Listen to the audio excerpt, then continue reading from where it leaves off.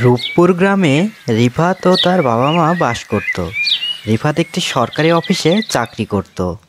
বাবা, আমাকে অফিসের কিছু কাজে শহরে যেতে হবে, তোমরা নিজেদের খেয়াল রেখো। তাই বলে রিফাত শহরের উদ্দেশ্যে রওনা হলো।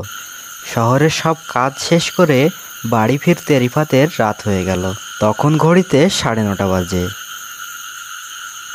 অফিসের কাজ ছেড়ে শহর থেকে ফিরতে ফিরতে রাত হয়ে গেল। আবার গ্রামে যাওয়ার পথে সেই বামনদিঘির মাঠ পড়বে। শুনেছি ওখানে নাকি ভয়ানক এক ডাইনি বাস করে। এইসব বলতে বলতে রিফাত বামনদিঘির মাঠে চলে আসলো। রিফাত চুপচাপ বামনদিঘির মাঠ দিয়ে হেঁটে যাচ্ছিল। তখন সে শুনতে পায়, হাউ মাউ কাউ, মানুষের গন্ধ পাও, কে যায় রে এত রাতে আমার বামনদিঘির মাঠ দিয়ে? এসব শুনে রিফাত ভয় পেয়ে যায় আর সেই ডাইনি তার কাছে চলে আসে।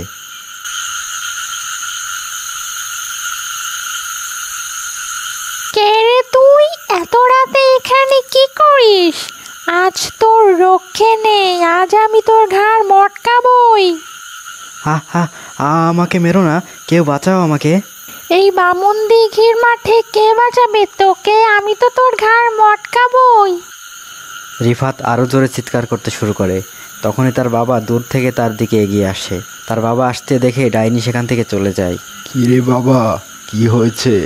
তোর ফিরতে রাত হচ্ছে দেখে তোকে আগাতে আসলাম। এই বামনদিঘির মাঠ তেমন একটা ভালো না, চল এখন বাড়ি ফিরে চল। আমি আর বাবাকে কিছুই বললাম না। আর যদি সঠিক সময় বাবা না আসতো তাহলে আর বেঁচে ফিরতাম না।